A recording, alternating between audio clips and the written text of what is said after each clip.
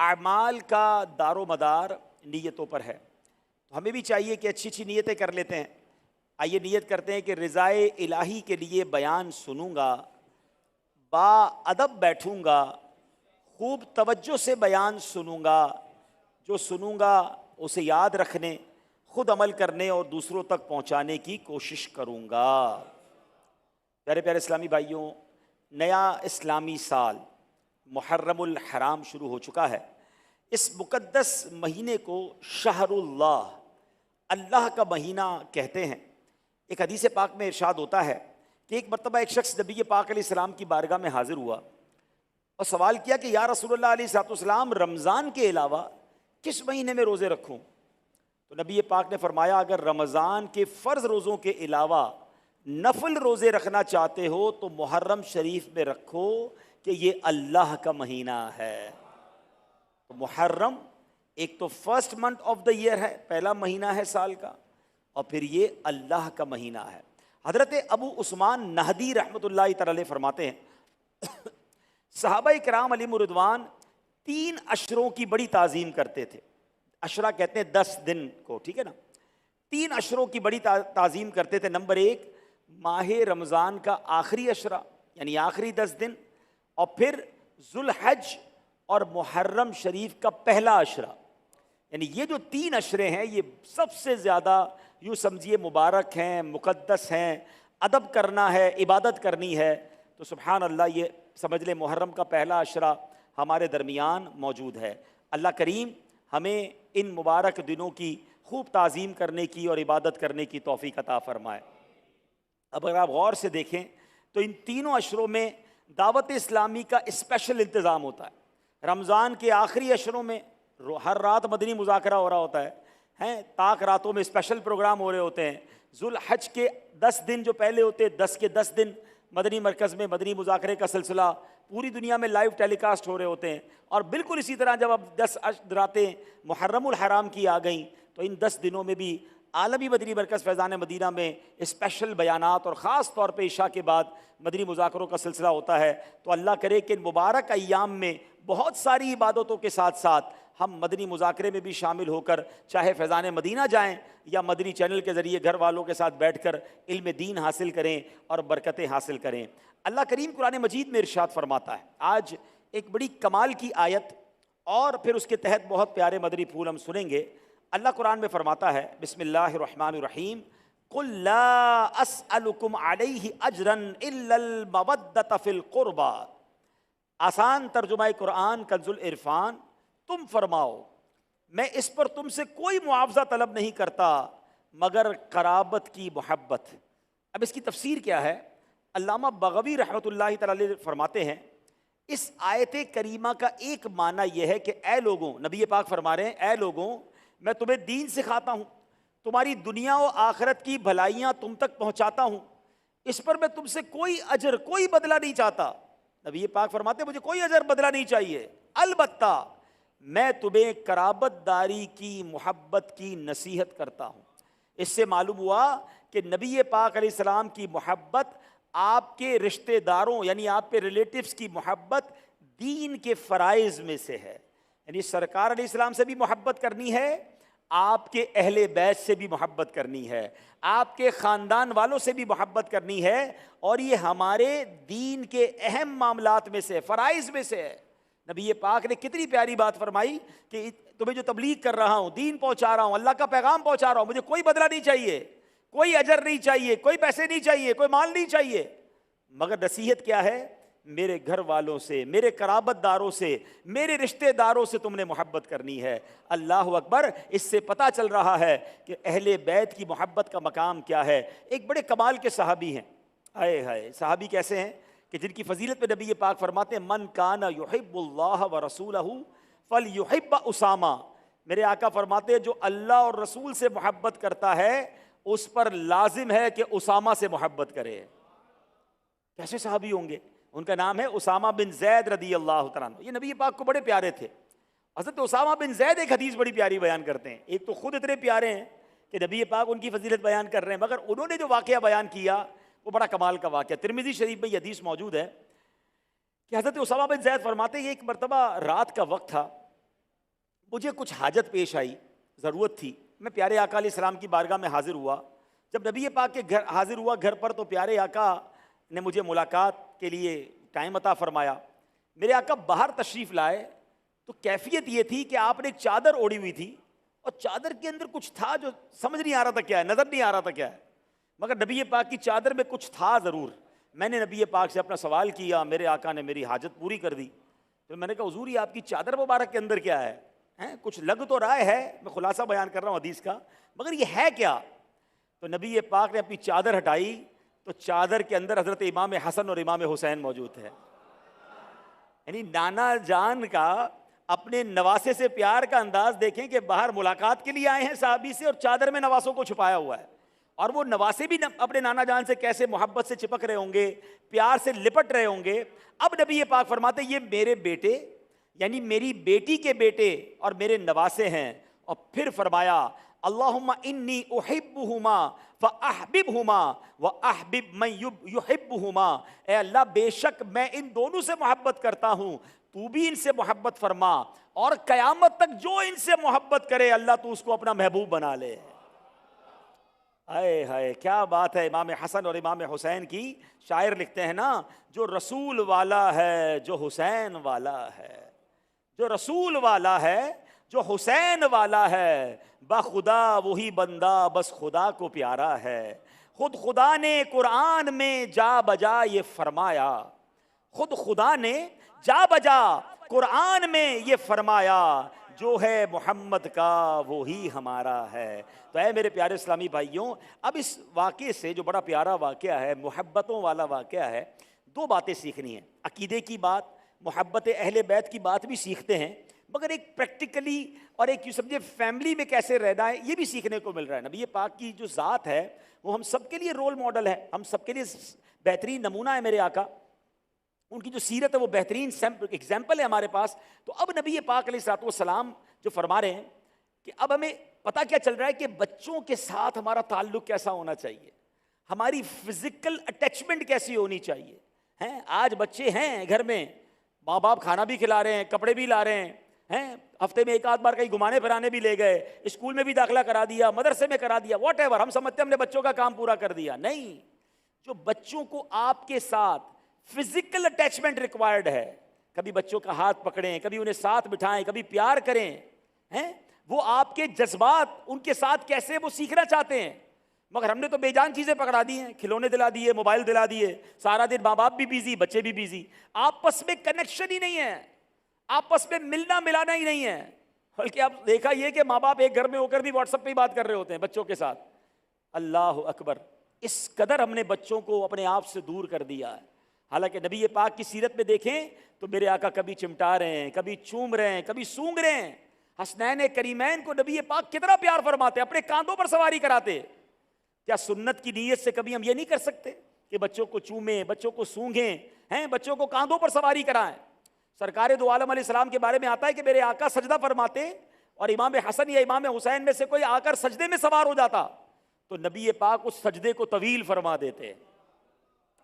ہم میں سے کچھ لوگ تو ایسے بچے قریب آئے تو دور بھگا دیتے، نکلو ادھر سے، جاؤ اپنے روم میں جاؤ، تھکا ہوا آیا ہوں آفس سے، سارا دن آپ تھک کر گھر گئے ہیں. مگر بچے آپ کا پیار چاہتے ہیں، آپ کے قریب آنا چاہتے ہیں، اور آپ اگر ان کو آج دور کر دیں گے تو ایک وقت ایسا نہ آئے کہ بعد میں قریب کرنا مشکل ہو جائے. بچے ایک وقت تک 4-5 سال کا بچہ جذباتی لگاؤ چاہتا ہے، موبائل نہیں چاہتا، کھلونے نہیں چاہتا.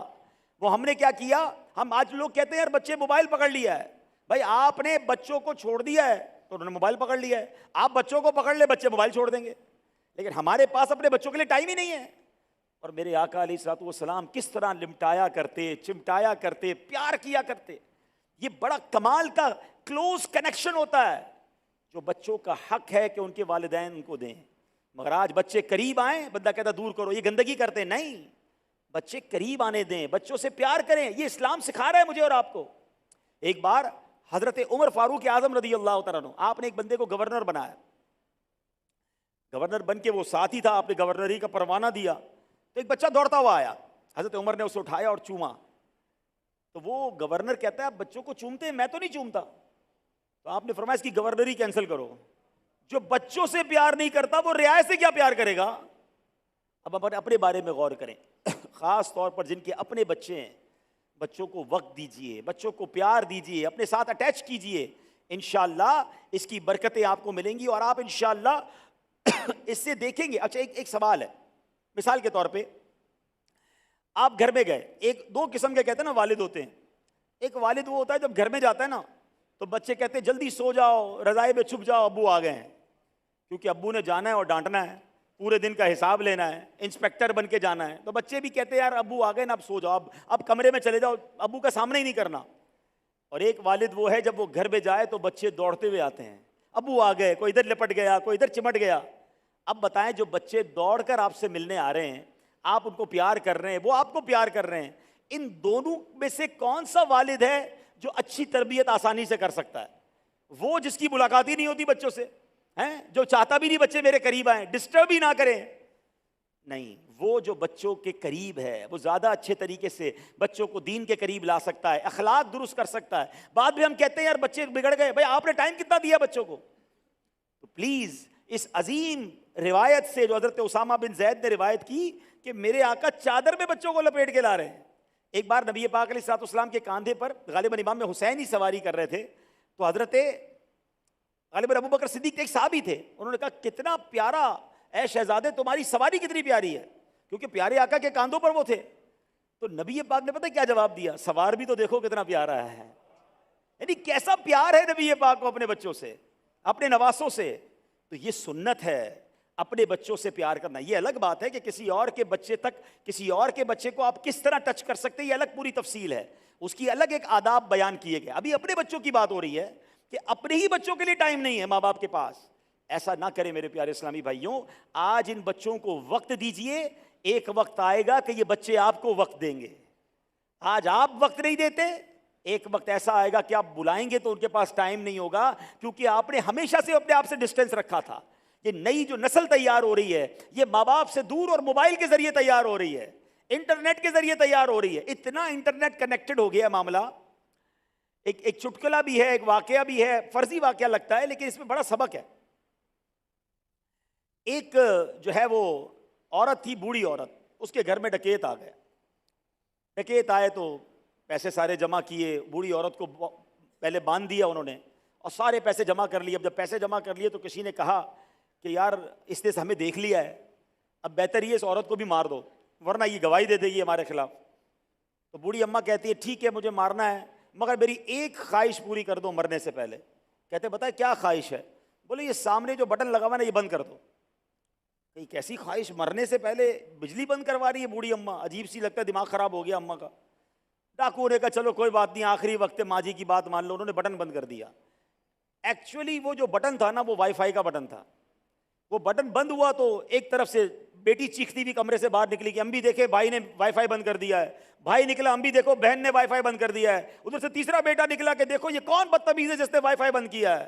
جب باہر آئے تو پتہ چلا اماں کو تو باندھا ہوا ہے اور ڈاکو مارنے والے ہیں۔ بچوں نے خیر کسی طرح اپنی ماں کو چھڑا لیا، مگر اس چٹکلے سے سمجھ یہ آیا کہ اگر بچوں کو آج کمرے سے باہر نکالنا ہے تو وائی فائی بند کر دیں تو ہی باہر آئیں گے ورنہ ہمارے پاس تو نہیں آئیں گے۔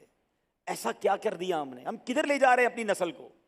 خدا کے واسطے سرکار دو عالم علیہ السلام کی امام حسین امام حسن سے جو محبت ہے، خود اپنے صاحبزادے حضرت عبداللہ سے جو نبی پاک کا پیار تھا، خاتون جنت بی بی فاطمہ سے انٹریکشن کیسا تھا، اللہ اکبر، باپ کو بیٹی کی سے پیار کیسے کرنا ہے، بیٹی کی تعظیم کیسے کرنی ہے، بیٹی کو رسپیکٹ کیسے دینی ہے، بیٹی سے تعلق کیسا ہونا چاہیے، پڑھے نبی پاک بی بی فاطمہ خاتون جنت سے کیسا پیار فرماتے، کتنا خوبصورت منظر ہوگا۔ روایتوں میں آتا ہے میرے آقا جب بی بی فاطمہ کے پاس جاتے نا تو خاتون جنت اپنی جگہ سے اٹھ جاتی، اپنے بابا جان کا ہاتھ چومتی اور اپنی جگہ بٹھاتی، اور سبحان اللہ جب خاتون جنت نبی پاک کے پاس آتی تھیں میرے آقا اپنی جگہ سے کھڑے ہوتے تھے اور اپنی بیٹی کا پیارا ماتھا چومتے یا ہاتھ چومتے۔ اللہ اکبر، ذرا غور کیجئے باپ اور بیٹی میں کیسا پیار کا رشتہ ہے۔ بدقسمتی یہ ہے آج تو بیٹی کسی کے گھر پیدا ہو جائے تو موڈ خراب ہو جاتا ہے، ارے بھائی یہ بیٹی ہو گئی ہے اب اس کا جہیز دینا پڑے گا، اب اس کی شادی کا خرچہ اٹھانا پڑے گا۔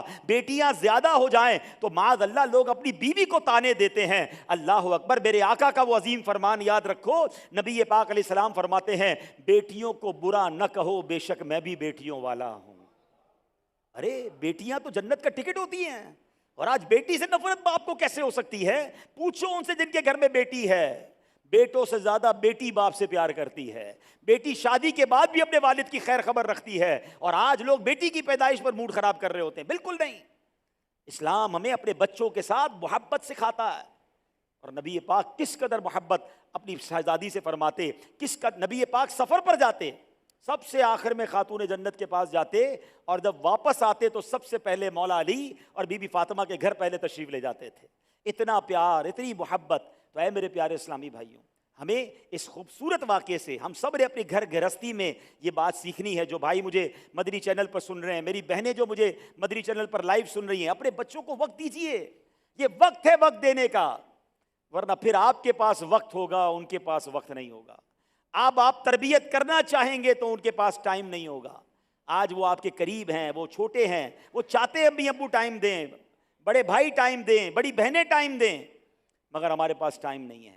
ماشاءاللہ میں دیکھ رہا ہوں کہ یہاں کئی اسلامی بھائیوں کے ساتھ چھوٹے چھوٹے بچے ساتھ ہیں، یہ بالکل ٹھیک ہے، یہ بہت اچھا طریقہ ہے کہ آپ اپنے بچوں کو اپنے ساتھ اجتماع میں لائیں۔ آپ یہ تربیت کر رہے ہیں، آپ بچوں کو پتہ چلے کہ میرا والد کہاں اجتماع میں جاتا تھا، کون سی مسجد میں نماز پڑھتے تھے، بڑی رات 11ویں شریف 12ویں شریف اولیاء کرام کے جب دن آتے تھے، محرم الحرام آتا تھا، میرے والد مسجد میں جاتے تھے، اجتماعات میں محافل میں شرکت کرتے تھے۔ یہ پریکٹیکل ٹریننگ ہے جو آپ اپنے بچوں کو ساتھ لا رہے ہیں۔ اللہ کرے کہ یہ سارے لوگ اس سلسلے کو آگے بڑھائیں، اللہ ہمیں اپنے بچوں کو پیار کرنے کی اور ان کی اچھی تربیت کرنے کی توفیق عطا فرمائے۔ اب اس واقعے سے ایک اور خوبصورت بات جو سیکھنے کے ملی، اچھا یہاں ایک اور بات، کچھ لوگ اپنے بچوں کو اس لیے قریب نہیں لیتے، یار بچے کو گود میں لیں گے پتہ نہیں کوئی لیک ہی نہ ہو جائے، گندگی نہ کر دے، میرے کپڑے ہی خراب نہ کر دے، تو یہ بھی اتنا مت سوچا کرے، کوئی بات نہیں، بچہ ہے تو سب کرے گا، وہ ہے ہی بچہ، بڑا تھوڑی ہے۔ ایک بار سرکار دو عالم علیہ الصلوۃ والسلام کی مبارک گود میں سبحان اللہ امام حسین رضی اللہ تعالیٰ عنہ آپ کی گود میں تھے، نانا جان نے گود میں بٹھایا، محبت سے کھیلنے لگے اور نبی پاک کے سینہ پاک پر چڑھ گئے، کیسا پیار تھا۔ اتنے میں ننھے شہزادے نے جو کرنا تھا وہ کر دیا، تو صحابہ کرام آگے آئے کہ اس کو ان کو اٹھا لیں یا لے لیں، تو پیارے آقا علیہ السلام نے فرمایا میرے بیٹے کو چھوڑ دو، جیسا ہے ایسا ہی رہنے دو۔ سوچئے یہ پیار کا لیول کیا تھا، جو ہو رہا ہے ویسا ہی رہنے دو۔ اور اس کے بعد نبی پاک علیہ السلام نے دیکھا کہ شہزادے اپنی حاجت وغیرہ سے فارغ ہو گئے ہیں، پانی منگوایا اور اپنا لباس مبارک دھو لیا۔ ہمارے لباس پر ہمارا ہی بچہ کوئی گندگی کر دے، او اس کی ماں کی خیر نہیں ہے، پیپر صحیح نہیں باندھا تھا، پہلے سے کچھ کروا کے بھیجنا تھا، پھر مجھے دینا تھا، دیکھو میرے کپڑے خراب ہو گئے۔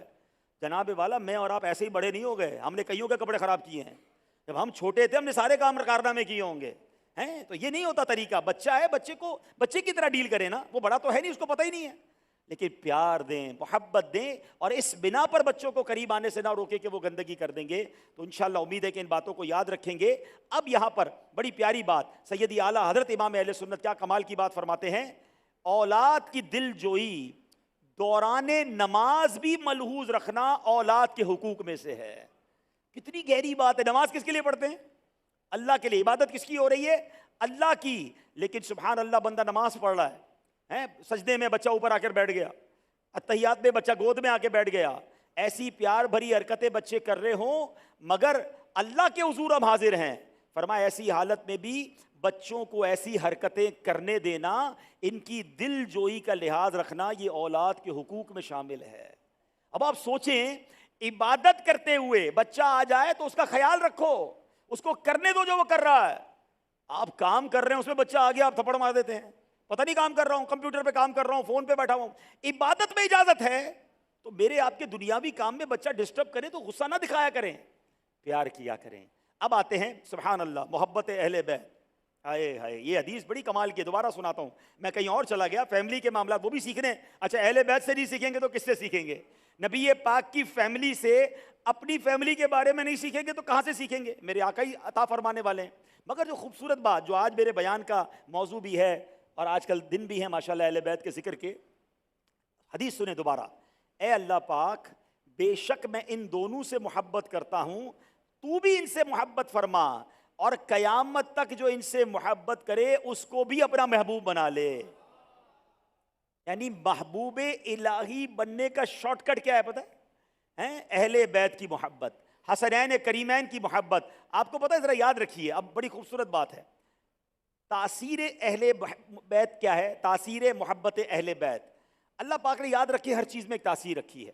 پانی کی تاثیر ٹھنڈی ہوتی ہے، روٹی کی گرم ہوتی ہے، دودھ کی تاثیر سر تر ہے، لیکن بادام کی تاثیر گرم تر ہے، آگ جلاتی ہے، پانی بجھاتا ہے، ہر چیز کی ایک تاثیر ہے۔ یوں ہی محبت اہل بیت کی تاثیر یہ ہے کہ جو بندہ اہل بیت سے محبت کرتا ہے وہ اسے اللہ پاک کا محبوب بنا دیتی ہے۔ کمال ہو گیا نا۔ آپ کو پتہ ہے باقی حدیثوں میں اللہ کا محبوب بننے کا ایک لانگ راستہ ہے، ایک پورا نصاب بیان ہوا۔ حدیث سنیں، بخاری شریف کی حدیث ہے اور یہ حدیث قدسی ہے۔ اللہ پاک فرماتا ہے میرا قرب پانے کا سب سے بہترین ذریعہ فرائض کی ادائیگی ہے، یعنی بندہ نمازیں پڑھے، روزے رکھے، ماں باپ کی خدمت کرے، سودی لین دین سے بچے، حلال کمائے، حرام کی طرف آنکھ بھی نہ اٹھائے، جتنے فرائض پورے کرے، پھر اللہ کا قرب ملتا ہے۔ پھر فرمایا مزید بندہ نوافل کے ذریعے مسلسل میرا قرب پاتا رہتا ہے، یہاں تک کہ میں اس بندے کو اپنا محبوب بنا لیتا ہوں۔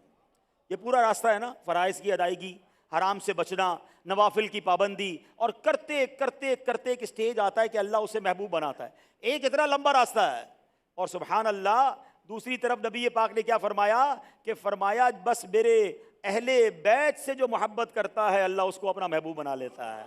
کیونکہ نبی پاک نے دعا کی ہے نا، اللہ جو ان سے محبت کرے تو اس کو اپنا محبوب بنا لے۔ تو آپ غور کریں کہ یہ کمال کا شارٹ کٹ ہے۔ بے شک فرائض پڑھنے ہیں، نوافل پڑھنے ہیں، مگر محبت اہل بیت جو ہے یہ دنیا اور آخرت کی کامیابی کی یوں سمجھیے ایک زبردست ہمیں روشن منزل نظر آتی ہے۔ شیخ امان پانی پتی رحمۃ اللہ تعالیٰ علیہ ایک بڑے نیک بزرگ ہیں، فرماتے میرے نزدیک درویشی دو چیزوں کا نام ہے۔ درویش بڑا مرتبہ ہوتا ہے، کہتے درویشی دو چیزوں کا نام ہے، ایک حسن اخلاق، ایک محبت اہل بیت۔ جس کو حسن اخلاق مل گیا اور جس کو محبت اہل بیت مل گئی، فرمایا اسے گویا درویشی مل گئی۔ تو اللہ کریم ہمیں اہل بیت سے سچی محبت عطا فرمائے۔